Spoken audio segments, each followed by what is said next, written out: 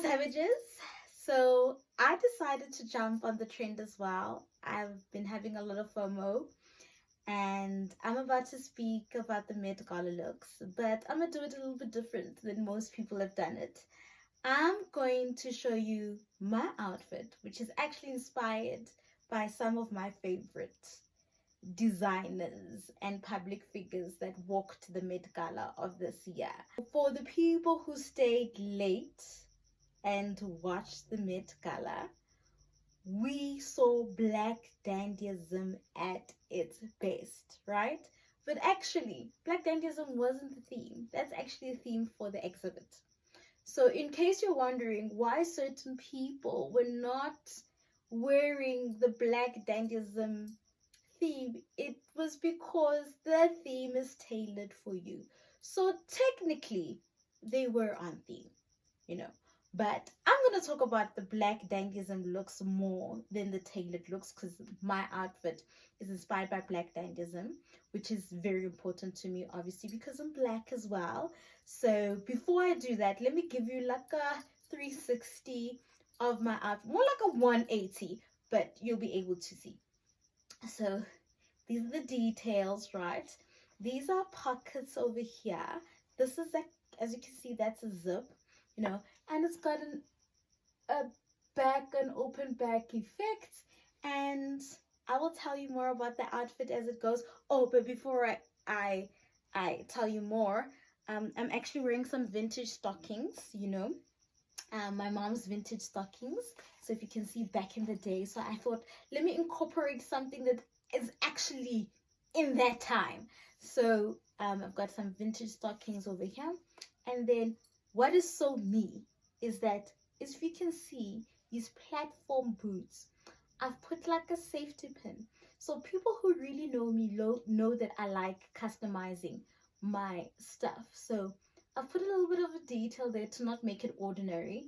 And yeah, it's safety pin, and that's just a little bit of my savage touch. So, but now let's get into it. Okay, so let's first start. What is black dandyism? Or let me rather say what black dandyism means to me. It was a way of how black people used to basically tell a story or a message of who they are in a world where they weren't accepted, where they didn't belong, and they were not allowed to wear certain outfits. And therefore, well, they were not allowed to wear the outfits because they didn't belong or they were not part of a certain social group or a social status. So when they did wear these outfits, they used to mock the outfits and wear them in exaggerated ways. So it was a way of saying, you know, you don't want us to wear these outfits. Okay, we're going to wear them and we're going to mock you while doing it. Now, how did they do that, right? So Tiana Taylor is the first person that has inspired this outfit. So I don't know about y'all, but on Monday, when the Met Gala happened, it was 11 to 12 p.m. in South Africa. So it was 5 to 6 p.m. in New York. And the people that cared about fashion, we were on our phones, honey. And the blogs were posting. And the first person that I saw was Tiana Taylor. So I don't know if Tiana Taylor was the opening look, but it seemed that way. And she did such a great job. Oh my God. If black dandyism was a person, it was Tiana Taylor. Right? Now, what I have that was inspired by Tiana Taylor is this rose over here. So my buttons are a rose, right? So Tiana Taylor was dressed by Ruth E. Carter. And if you know Ruth E. Carter, she's actually the costume designer, Oscar-winning designer for Wakanda. But what made this such an important moment for Tiana Taylor, she was dressed by the same person that dressed the Malcolm X film, which is a film about the Harlem Renaissance. Hence why she called herself the Harlem Rose. And because we know that Tiana Taylor loves rose-inspired themes, that's why she called herself the Harlem Rose. Okay? But also, what was really great about her outfit was the do-rag, right? Now, the do-rag, if you know, us black people, we have this big dramatic hair, and the big dramatic hair was never allowed. In fact, it was never even allowed even after democracy. You know, we still struggle with certain places in today's world where the big afro is not socially acceptable. So black people would plait their hair, hide their big afro hairs in the durags. Okay? So how Tiana Taylor mocked that trend is that instead of using it as an accessory to hide your big afro hair, she made that thing long, that durag, sorry, not a thing, that long, dramatic, as a statement piece. And that's how she mocked that statement piece. Now, if you didn't think she was done with the durag, ne? She had a top hat, and now the top hat is tilted to the side. So, how black people used to mock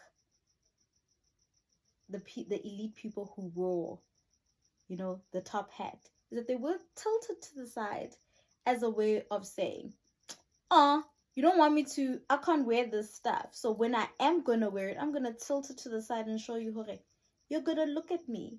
You're trying to hide me. You're going to see me, and I will be seen. And we saw you, Tiana Taylor. We saw you. Okay? Now, Tiana Taylor had accessories, girl, for days. Okay? Right? So, I bought my accessory game, as you can see. Have a look at these beautiful earrings. Alright? But also what's interesting about my outfit is the zip. Right? Now, this zip goes all the way at the back. It's a little bit of dramatics. Not too much. Right? But I'm going to tell you about my story. But you're going to have to wait until the end of the video to hear what is my message, what is my story in the Black Dandyism and why I created this outfit. So make sure you watch till the end. The second person my outfit is inspired by is Andre 3000. Now, Andre showcased the most dramatic accessory on the red carpet. He had a 13 pounds backpack as an accessory, which was a piano, which I felt was brilliant, right? Because he actually used that to promote his new project, which is called 7 Piano Sketches.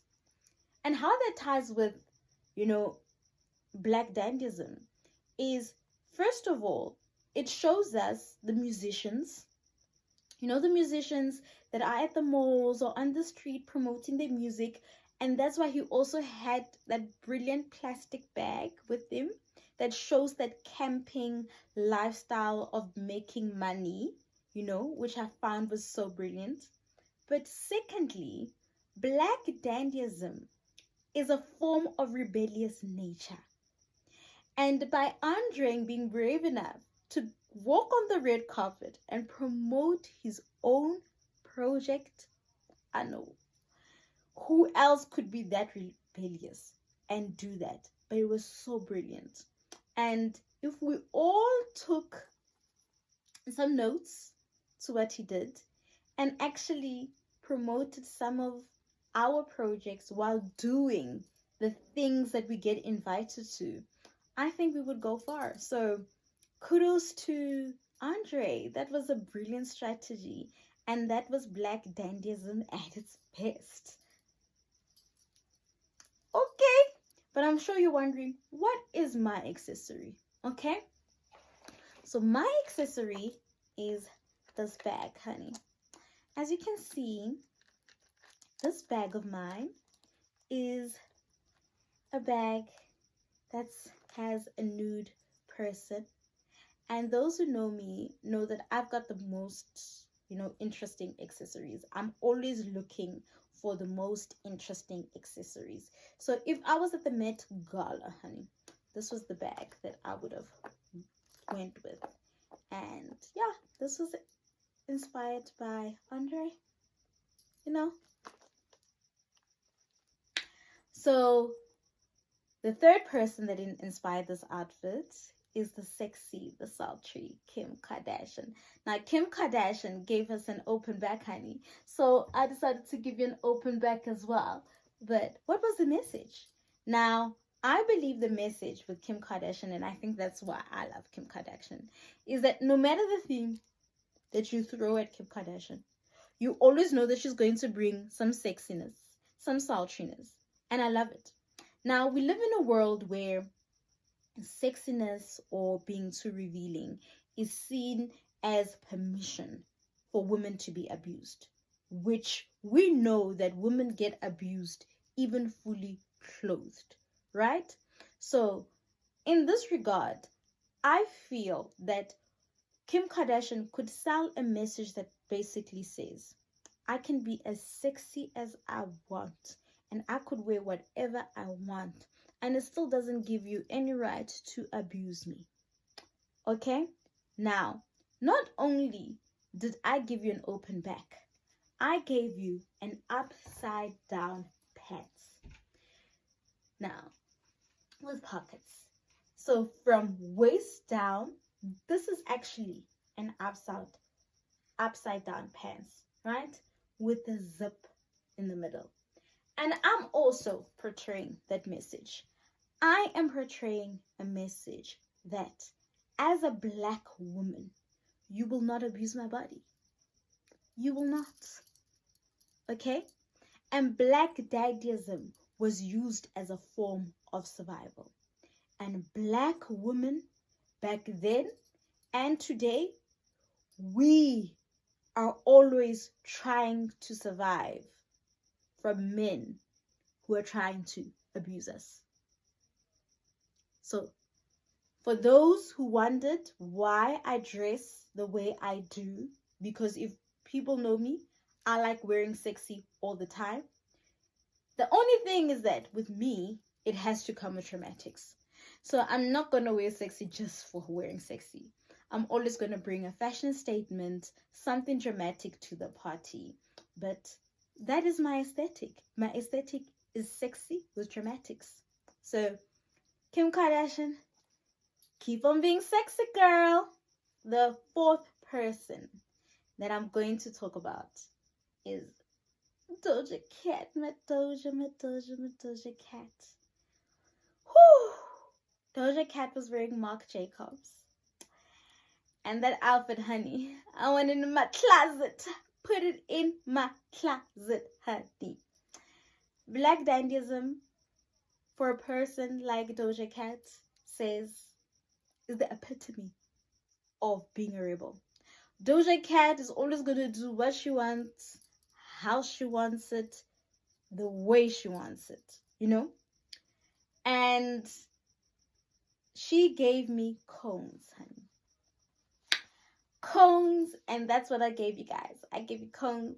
I gave you the sharp shoulders. And yeah, this is old Doja. This is old Doja. And Doja basically is telling a story of a form of resistance. I will always resist. I will never follow the rules, and I'm gonna do me all the time. And I love it. Doja, I love you, girl. And keep on creating those creative, exaggerated outfits and doing things that nobody understands but you. If there's one girl that understands that she's different from everybody else, it's Doja. Okay? Okay. Janelle Monáe, girl. Janelle Monáe walked on the red carpet with a Tom Brown outfit.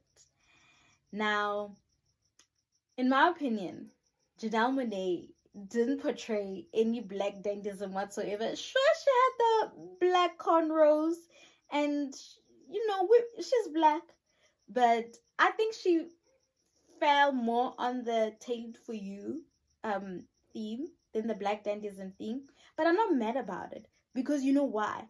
I feel like Janelle is the black dandyism of the future. She's basically telling us what we are going to wear in the future. And that's what Janelle Monáe is. With that time travel, I think that was on the top hat, and it was just like twitching. Like, who does that? When she walked on the red carpet and she revealed her second look, and she was in like character.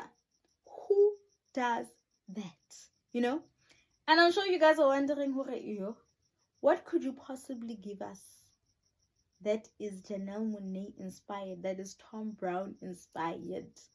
Well, I'm gonna show you. Right? This is the best I could do, Tom Brown. Okay? I'm still an inspiring designer. I'll get there. I'll get to your level, hopefully. But the best I could do is give you a rotation of a zip. And this was an ode to you. I tried to be creative. Please, I tried. Okay? I tried. And those are my 5 looks. Those are my favorite looks of the Met Gala. But I'm not done yet. I couldn't leave without talking about Tyla. I know a lot of you are like, but Tyla didn't do the theme justice. I don't blame Tyla, because I learned some really cool things about the Met Gala this year that I didn't know. Right? So one of the things that I learned is that the Met Gala is actually more so for the designers than it is for the public figures, because it's the designers who actually pay for the tables and the seats that you get, and they invite celebrities or public figures to wear their outfits. So essentially, it's the designers who choose the outfits for the celebrities, and also it also needs an Anna Wintour okay stamp. So what that means is that you can't completely just choose what you want to wear. It still has to go through Anna Wintour, and then Anna Wintour will say kudos. So in respect to that, I'm going to be lenient on Tyla, because yes, her outfit didn't really scream black dandyism according to me, right? I'm sure there was a story, and the story just didn't resonate with me and a lot of us Africans. I feel like the outfit that she previously wore at the pre-Met Gala, that's the one that really was amazing, and I feel like if it got the Anna Wintour okay, it would have really made a statement on the Met Gala. But girl, you're doing amazing things, so I ain't mad at you. I'm mad at you. You did the most last year, and you're not always gonna get it right all the time, and it's okay. You're doing a lot for South Africa, and we love you. Okay?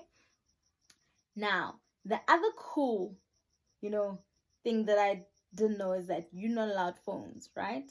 Which is kind of great, because but also not so great, because if you did not get a picture, and if you did not get the paparazzi interviews, you don't get airtime on social media or on the blogs or whatsoever. So it's really important to be someone of importance that everybody wants to interview, and the paparazzi want to get pictures of, because if you miss that moment, it's gone. It's gone, right? Also, a lot of people were asking, where was Wisdom? Which is a great question, because Wisdom would have really killed this theme. But it kind of also makes you think, because you don't just land on the Met Gala, you have to be invited. So it means that you always gotta be in the good books of the Met Gala decision makers. So wisdom, why were you not on the red carpet? And will we be seeing you next year? But we really would have loved wisdom on this year's Met Gala because I think wisdom would have made such a great impact on the Black Dandyism message storyline. Okay? Now, also, did you know that to get a seat at the table, for a table of 10, it costs $350,000. And for one seat, it is $75,000. Now, if a seat costs $75,000, is that possibly why the awards that we just saw looked the way they did? Or maybe I just don't know what Black Dandyism looks like, right? So what does Black Dandyism look like in South Africa? Also, what does having a seat at the table mean for South African people? Not just South African people, but what does it mean for Black people? Because record shows from social media that this year's Met Gala made the most, 33 million.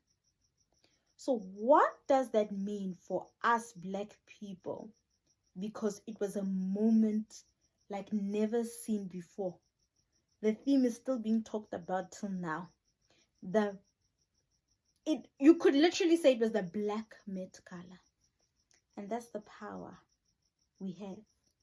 But now we need to ask the relevant questions to say, this movement, this monumental moment that we just had, what does it mean for us? Okay? Now let's revert back. I told y'all that I was going to tell you what the zip meant later in this video. Now, my outfit also tells a story, right? Now, for those who have been following me and following the stories that I talk about, you know that I'm very passionate about the fashion industry, and I talk about the struggles that other fashion stylists and fashion designers have experienced in the industry. And unfortunately, because of the way I've been speaking about it, even though I'm very careful about how I portray myself, I have unfortunately gotten people who don't like what the conversations that I have or the posts that I make, right? So this zip is inspired by the Black Dandyism theme, and what it represents to me is that I will not be silenced, and my story is also important, and I have a right to my personal opinion and to want change in the industry. And until we make people aware of the struggles that we face, we will never have change. But at the same time, I am a strong believer that if you do want change, you need to be the change that you see before you can ask for change. And that is my message with the outfit that I portrayed for the Met Gala, inspired by the Met Gala Black Dandyism. And I am Udirile, the Savage Stylist, and I am a Black Dandy, and I'm proud.